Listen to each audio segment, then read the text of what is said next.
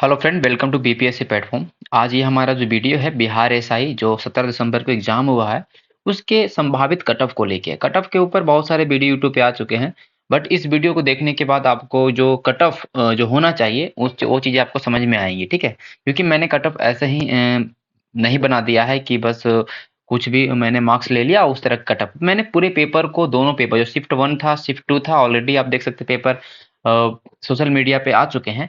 तो मैंने दोनों पेपर्स के पूरे एक-एक सवाल को मैंने देखा, साथ ही साथ मैंने आपको जो आपने देखा होगा मैंने शिफ्ट 1 के सॉल्यूशन को करवाया था, शिफ्ट 1 का पूरा एनालिसिस करवाया था।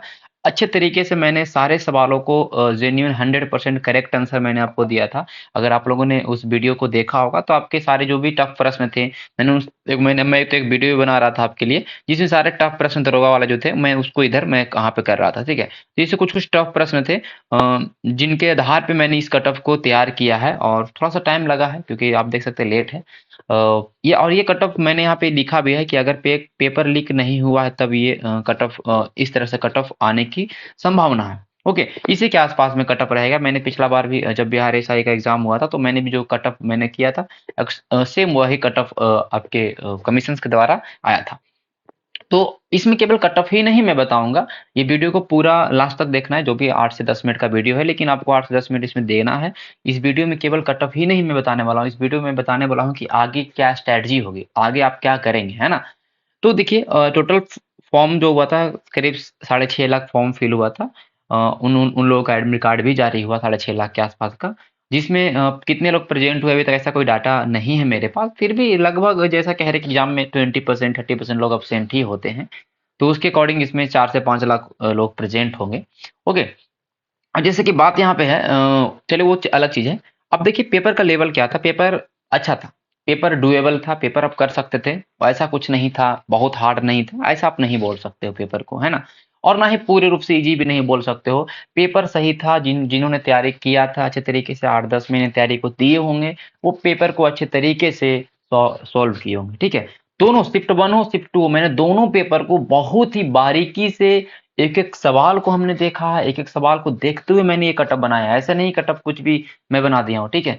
ये वीडियो आपने बहुत सारे यूट्यूब वीडियो देखे होंगे, इसमें बहुत सारे कटअप बताने वाले एक से एक कैसे भी करके बता दिए होंगे, लेकिन मैंने खुद वो 100-100 प्रश्न, 200 प्रश्नों को देखा कि नहीं ये कटअप किया जा सकता है, ठीक है? एज़ अ स्टूडेंट कितना मैं इसमें अटेम्प्ट कर सकता हूँ। तो वो उन सारी चीज़ों को देखते हुए पेपर ये कटअप बनाया गया है।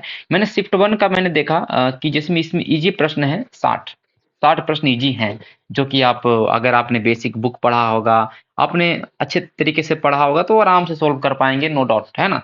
60 सवाल सॉल्व करने लायक थे। मॉडरेट में कुछ तेज़ सवाल आता है, इसमें थोड़ा-सा कन्फ्यूजन क्रिएट करेगा या थोड़ा-सा करंट अफेयर वाला सवाल डाल दिया जाएगा, है ना? तो वो मॉडरेट के अंदर मैंने डाला। हार्ड सवाल में मैंने डाला जो सवाल कुछ-कुछ एनसीईआरटी साइंस के सवाल डाले गए थे, जैसे कि आप शिफ्ट 1 में देखिए कि जो एशियन है, टीन है, वो कैसे वो क्रम्बल हो जाता है विंटर में, वो सारे सवाल हैं। जैसे कि फिर टेलीस्कोप में हम बाइफोकल मिरर का इस्तेमाल क्यों करते हैं, तो पैराबोलिक मिरर का इस्तेमाल क्यों करते हैं। तो ऐसे कुछ-कुछ सवाल जो थे एटलीस्ट मैंने 13 सवाल ऐसे छाँटे हैं जो कि टफ टफ कैटेगरी में उनको रखूँगा। उनको सारे 13 प्रश्न का उत्तर दे पाना मतलब सबके लिए पॉसिबल नहीं है, ओके।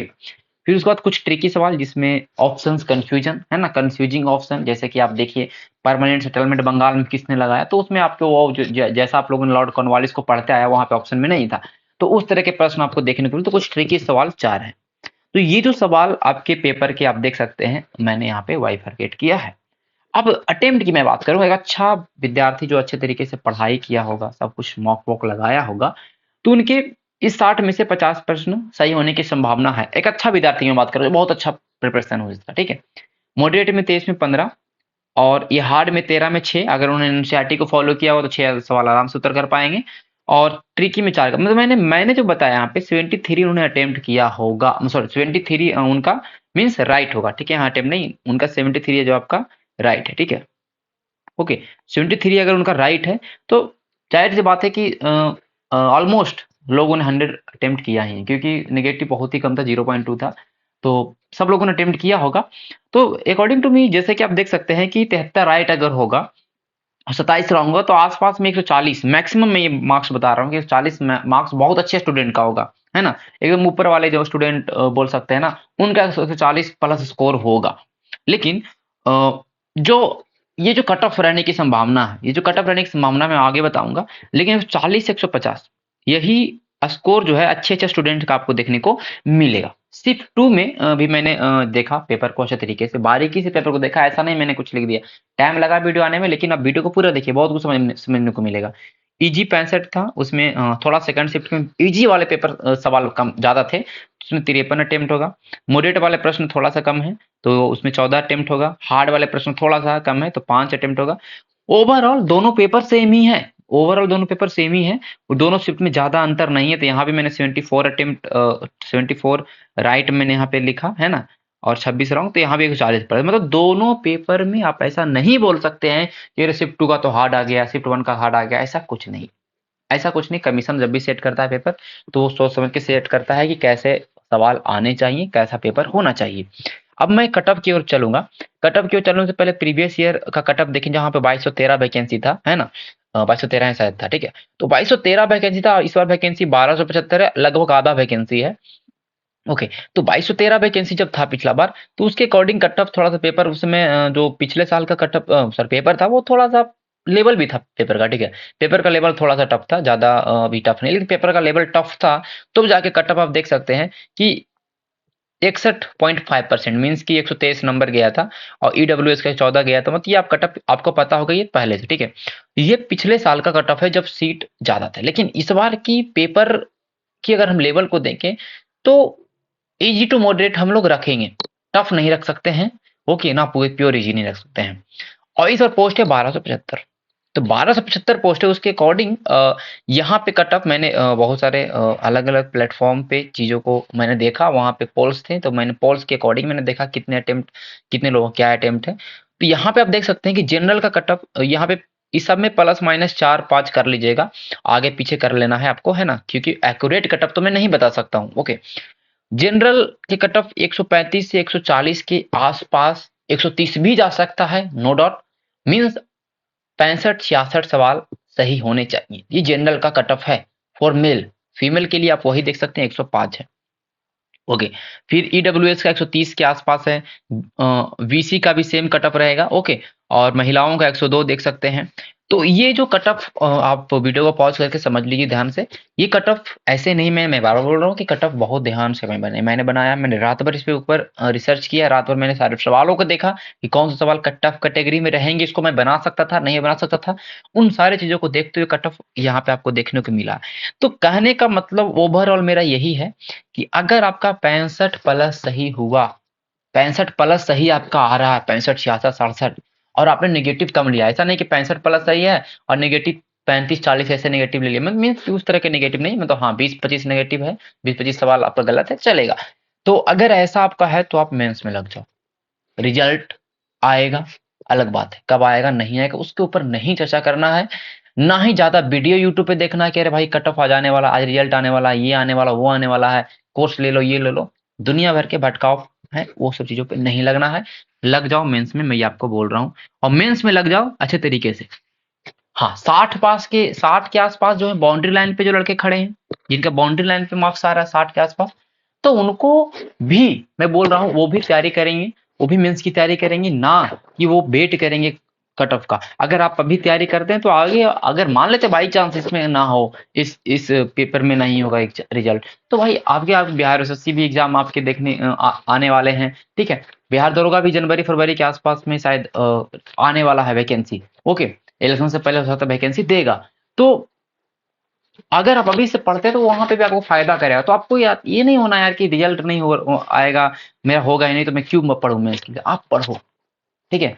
पढ़ाई कंटिन्यू बना होना चाहिए, कंटिन्यू रुकना नहीं चाहिए पढ़ाई, ठीक है। इसलिए मैं बोला कि ये वीडियो केवल कट ऑफ के लिए नहीं है, कट ऑफ तो मैंने बस ऐसे एक प्लेटफॉर्म के थ्रू मैंने चीजों को रखा कट ऑफ को। बट अब आगे देखिए, भटकाव, अभी बहुत सारे भटकाव मन में आपके आएंगे, है ना, बहुत सारे भटकाव आएंगे, कट ऑफ हाई जाएगा, ये बहुत सारे दिमाग में चल रहे हैं, बहुत सारे टीचर, बहुत सारे यूट्यूबर, दुनिया भर के वीडियो व्यूज पाने के लिए कुछ भी, कट ऑफ हाई जाएगा, ये होगा, पेपर हल्का था, ऐसा कुछ नहीं है।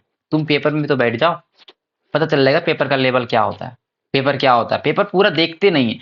मैंने बहुत सारे जब जैसे एग्जाम हुआ था आपका ये 17 दिसंबर का जो शिफ्ट फर्स्ट, तो मैंने बहुत सारे अच्छे अच्छे कोचिंग्स के बारे में बात कर रहा हूँ, यहाँ पर नाम नहीं लूंगा, मैंने अच्छे अच्छे कोचिंग्स को देखा, उन्होंने जब वो एनालिसिस करवा रहे थे पेपर का, आधा सवाल गलत बता रहे थे। इतने सारे सवाल गलत बता रहे हैं, लड़के लोग भेज रहे हैं सवाल, कुछ भी आंसर कर रहे हैं, बट वैसा नहीं होता है। चीज़ों को आप जल्दी, सबसे पहले हम बताएँगे, सबसे पहले इस चक्कर में आप चीज़ों क्वालिटी को कम कर रहे हैं। आराम से पेपर आ जाने दीजिए, पेपर लड़के लोग को बता दें क्या-क्या सवाल आया, आराम से सॉल्यूशन दो, ठीक है? लेकिन आप व्यूज़ के चक्कर में, कुछ भी करने के चक्कर में आप कुछ भी करते हो, फिर आप कोर्स बेचोगे। भाई किसी लड़के का नहीं होगा, वो बेचारा परेशान होगा, लेकिन आपको उससे कोई फ़र्क नहीं पड़ता। आप तुरंत कोर्स बेचोगे, तुरंत कोर्स लॉन्च कर दोगे मेंस के लिए। तो ये रियलिटी है, ठीक है? ये रियलिटी है यूट्यूब का, इस बात को ध्यान रखिएगा। वो तो आपको चीज़ों को ध्यान रखना, कट ऑफ हाई जाएगा, नहीं जाएगा, हमको टेंशन लेना नहीं। बस हमने इतना किया है, बस हमें मेंस में लगना है, दुनियादारी जाए भाड़ में। हमें ज़्यादा चीज़ों को नहीं देखना। पेपर लीक हुआ है, नहीं हुआ, वो अलग बात है, ठीक है? इस पे भी ध्यान नहीं रखना। पेपर लीक हुआ, होगा लीक, कट तो कैंसल होगा, नहीं होगा, वो आयोग का काम है। हमें नहीं करना है यार कि पेपर लीक हो गया तो मेरा नहीं होगा, इतना चल रहा है कट ऑफ, ये चल रहा है कट ऑफ, पेपर लीक वाला देख लेते हैं वीडियो, क्या पेपर लीक हुआ है क्या। दुनिया भर की यूट्यूब पे ये सारे फालतू चीजें नहीं देखना, पढ़ो यूट्यूब पे देख के ना, ये नहीं करना। रिजल्ट के बाद मेंस की तैयारी करेंगे, नहीं ऐसा नहीं करना है। मेंस की तैयारी अभी करिए, जैसे आप देख सकते हैं कि ये फॉर्म भराया, तुरंत एग्जाम लिया, तो ये एग्जाम मेंस का तुरंत ले लेगा, कोई ज्यादा टाइम नहीं देने वाला। तो बस मेंस में लगो, टीचर्स के कोर्स के ऊपर डिपेंड नहीं रहो। टीचर्स के कोर्स क्या होते हैं, टीचर्स के कोर्स क्या होते हैं, ये मुझसे बेहतर कोई नहीं जान सकता, ठीक है? मैंने इस सारी चीजों को देख के रखा है। ये बहुत बड़ा जाल है, बहुत बड़ा ट्रैप है। अब टीचर को 1-2 महीना में सिलेबस खत्म करना, वो पुराने ही कोर्स को लेते हैं, पुराने ही कोर्स को कंप्लीट करवाते हैं, वही सब चेंज, कोई पैटर्न चेंज नहीं करना, कोई सवाल चेंज नहीं करना, कुछ भी नहीं। अरे वहाँ एनसीईआरटी सवाल पूछ रहा है। बिहार एसएससी सीजीएल आप देख लो, पिछला बार बिहार दरोगा का एग्जाम हो उसमें देख लो, या कोई बहुत सारे एग्जाम्स में देख लो, आपको एनसीईआरटी डाल रहा है सवाल, तो आप एनसीईआरटी पढ़ाओ ना लड़कों को। एनसीईआरटी में अब जो बेसिक्स बुक है उनमें से कुछ चीजों को छाट-छाट के तो पढ़ाओ। तो नहीं, वो काम नहीं होगा उनसे, उनको केवल कोर्स बेचना है। तो उन चीज पे ध्यान नहीं रखना, आपको अपने मन से क्या करना है, क्या जरूरी है। एनसीईआरटी बहुत जरूरी है, मैं बार बार बोल रहा हूँ, मैं हर एक वीडियो में बोलता हूँ, एनसीईआरटी पढ़ लो बाबू, पढ़ लो। एनसीईआरटी पढ़ना जरूरी है। कुछ कुछ चैप्टर पूरा नहीं पढ़ना है, कुछ कुछ चैप्टर्स को पढ़ना है। जैसे आज का पेपर आया, तो कुछ कुछ चैप्टर्स हैं, बायोलॉजी के चैप्टर्स हैं, फिजिक्स के चैप्टर हैं, जो आपके टॉपिक्स हैं, ट्रेंडिंग टॉपिक मीन्स की जो टॉपिक्स आपके एग्जाम में आते हैं, उन टॉपिक को एनसीईआरटी के थ्रू पढ़ो। जैसे वर्ल्ड हिस्ट्री था, मैंने बोला था आपको क्लास में कि जैसे मैंने आपको जब प्रीवियस ईयर करवा रहा था, मैंने आपको बोला था कि वर्ल्ड हिस्ट्री में आप फ्रेंच रेवोल्यूशन देख के जाना, रशियन रेवोल्यूशन देख के जाना। फ्रेंच रेवोल्यूशन 3 सवाल आए, तीनों सवाल गलत किए होंगे आप लोगों ने।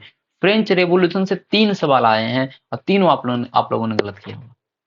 तो ऐसा, अब देखिए सेकंड शिफ्ट में भी आपके सवाल आए, जैसे कि जर्मनी से आया, हिटलर से आया, हिटलर का जन्म कहाँ हुआ, इस तरह के सवाल आए। तो अगर आपने एनसीईआरटी पढ़ा होता तो आप आराम से उत्तर दे पाते, लेकिन नहीं पढ़े एनसीईआरटी, नहीं पढ़ते क्योंकि आप पूरा टीचर के कोर्स पे डिपेंड रहते हैं कि नहीं, वो जो करवा देगा उससे ही काम हो जाएगा, वो जो मॉक करवा देंगे उनसे ही काम हो जाएगा। इन सारे चीजों से दूर हट जाओ, ये सब काम नहीं देने वाला है, ये भटकाव है, इस चीज में नहीं भटकना।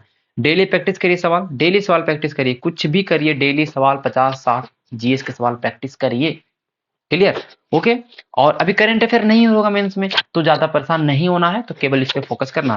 ट्रेडिशनल मेथड से हट के तैयारी करना है, मतलब लुसेंट पढ़ रहे हैं, ये पढ़ रहे हैं, वो पढ़ रहे हैं, ठीक है पढ़ो, बट उससे हट के, जैसे मैंने बोला, एनसीईआरटी पढ़ो। जितने भी लेटेस्ट में एग्जाम होते हैं, चाहे वो पीसीएस के ही एग्जाम क्यों ना हो, उनके अगर प्रश्न आपके पास अवेलेबल होता है तो उनके पेपर को लगा लीजिए। 1 घंटा जाएगा, 2 घंटा जाएगा, लेकिन उन सारे प्रीवियस ईयर पेपर को लगाने की कोशिश करिए। अभी लेटेस्ट में मान लो यूपीपीसीएस का एग्जाम हो, उसके पेपर को लगा लेंगे। मान लो नेट जेआरएफ का एग्जाम हो, उनके पेपर को लगा लेंगे। मान लो सीडीएस का पेपर हुआ, उसके सवाल को लगा लेंगे। तो सारे सवाल को, जीएस जितना ज्यादा पढ़ेंगे उतना ज्यादा अच्छा होगा, और उन सारे सवालों को लगाने के बाद आप जो भी तैयारी कर रहे हैं उनसे ऊपर आ पाइएगा। ये मैं आपको लिख के देता हूँ। चलिए, तो इतना ही आपको बताना था, सबसे मेन जरूरी था इस वीडियो में ये दोनों पॉइंट जो आपको मुझे समझाना था। कट ऑफ तो चले ठीक है, वो आएगा नहीं आएगा अलग बात है, ठीक है, लेकिन इन चीजों को समझना आपके लिए जरूरी था। तो चलिए, इसी तरह से आपको best of luck, all the best. आप लोग तैयारी करते रहिए मेंस का, और मेंस में अच्छा परफॉर्मेंस करिए, और मेरे द्वारा जितना भी हो सकता है तो मैं आपके वीडियोस आपको दूंगा मेंस को लेके, है ना। और बहुत सारे वीडियो जब आने वाले हैं प्लेटफॉर्म पे, तो आप चैनल को सब्सक्राइब भी कर लीजिएगा, लाइक भी कर दीजिएगा, और इस वीडियो को जरूर से जरूर शेयर करिए। इस वीडियो को शेयर करिए, दबा के, ज़्यादा हो सकता है। चलिए मिलेंगे, तब तक आपको नेक्स्ट वीडियो में, तब तक के लिए धन्यवाद।